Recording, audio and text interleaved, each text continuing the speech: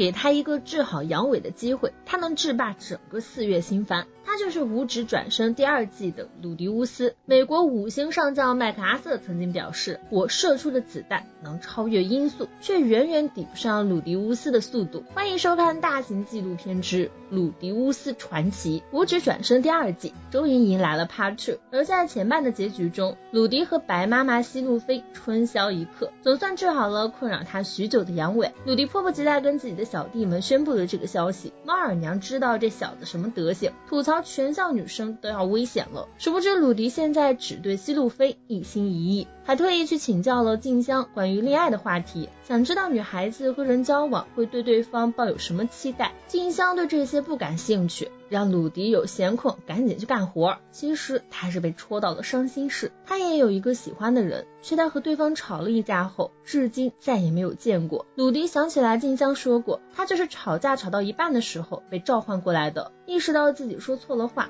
鲁迪立马闭嘴，然后考虑起了接下来的打算。阳痿已经治好，自然是要去跟家人团聚了。当然他也没打算抛弃希路菲，他要和希路菲结婚，白头到老。等等，人家头发已经白了呀。鲁迪就跟朋友们打听了下结婚要做的准备，艾丽娜的小娇夫克里夫就让他先买个房，听说鲁迪要结婚了，还主动表示可以为他们送上祝词。于是第2天鲁迪就跑去城里看房了，毕竟要给希路菲一个惊喜，只能由他自己来决定，要又大又好看还得便宜。没想到还真有个合适的，是一座废弃了很久的大别墅。便宜的原因是里面一到晚上就会发出声响。第2天发现住民们都被杀死了，冒险者不接这种危险的除灵工作。不过这种事情对于鲁迪这个实力高强的魔法师自然不在话下，当即就带着小弟扎诺巴和克里夫准备来一场鬼屋冒险。结果一上来扎诺巴就把大门给弄坏了。鲁迪看了看地图，决定先从1楼右手边开始检查一下所有房间，一旦发现敌人就用初级神经魔术攻击对方。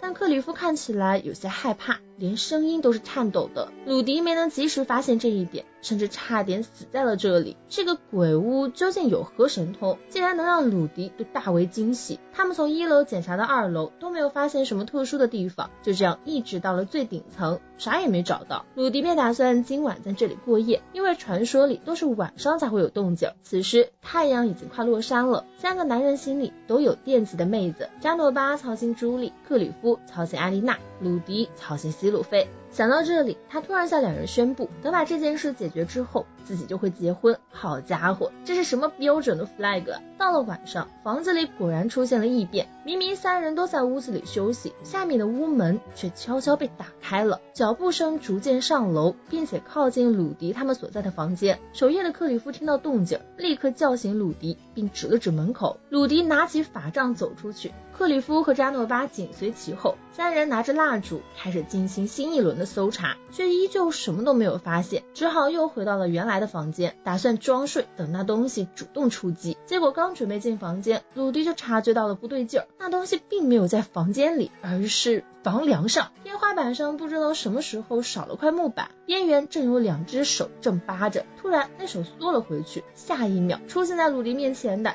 就是一张大脸，那玩意儿跟个畸形种一样飞速爬了过来。鲁迪吓得瘫倒在地，下意识举起法杖放炮，却连对方的防都没破。眼看畸形种扑上来了，千钧一发之际，扎诺巴冲上来替师傅挡下了这一击。克里夫也赶紧对着畸形种释放净化魔法，但是一点用都没有，吓得立马缩回房间。好在鲁迪冷静了下来，打算放个大招，让扎诺巴躲到一边去。可这个徒弟却说什么也要拦住，同时用手紧紧地制住畸形种，直到他自己停下了动静。回到房间点上灯，鲁迪才看清，原来那个畸形种是个人偶啊！怪不得扎诺巴刚刚不想让鲁迪破坏掉它，这可是会动的人偶啊！如果能知道构造的话，就意味着他们也能做出来。那要是用硅胶之类的材料，岂不是可以这样那样？鲁迪和扎诺巴都难掩心中的激动。克里夫看不下去，吐槽了一句，直接被怪力少男扎诺巴给一把拎了起来。现在鬼屋的秘密已经被揭晓，晚上闹出动静的就是这自动人偶，说不定房子里还藏着其他的。鲁迪就喊扎诺巴和克里夫再去搜查房间，找找人偶原本躲在哪里，说不定还能搞到制作图呢。鲁迪已经迫不及待用硅胶做自动人偶了。很快他们就找到了一间之前没有去过的密室，里面有一个台座，旁边是一本书，看上面的示意图似乎记载着和人偶相关的东西，看起来和魔导剧的魔法阵倒是有点相似。鲁迪推测宅邸的原主人应该在研究那具自动人偶，并让人偶担任守卫。后来主人大概是出什么意外去世了，而被杀的那些人大概率是被人偶认成了入侵者。现在基本可以确定人偶就这一个。鬼屋事情结束后，接下来就是搞装修了。他们先带着那间密室里的东西回到魔法学校去了。路上扎诺巴突然恳求鲁迪把自动人偶的研究全权交给自己负责，毕竟他魔力稀少，手也不灵巧，唯独对人偶感兴趣。看到弟子那么激动地恳求自己，鲁迪也颇为动容，终于还是松口同意了，只是提醒他要秘密研究，别被其他人发现了。之后的一段时间，鲁迪都在忙着房子的事情，一弄好就迫不及待找到希路飞，说要给他一个惊喜。希路飞似乎早就知道了，却还是做作地演出了非常欣喜的模样。不过在看到那栋房子之后，这份欣喜就不再是演出来的了。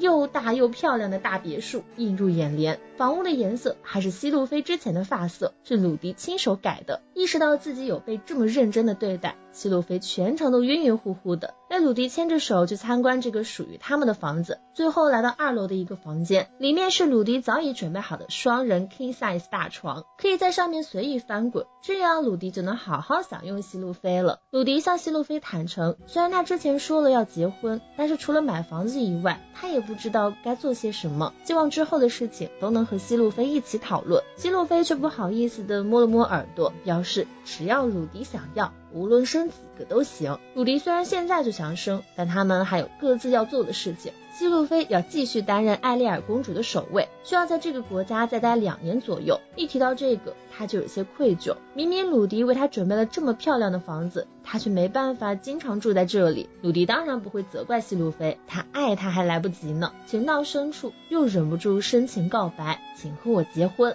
而希路飞只要做自己想做的事情就行了。鲁迪也承诺希路飞自己绝不会再突然消失不见，然后2人一起倒在了那张大床上。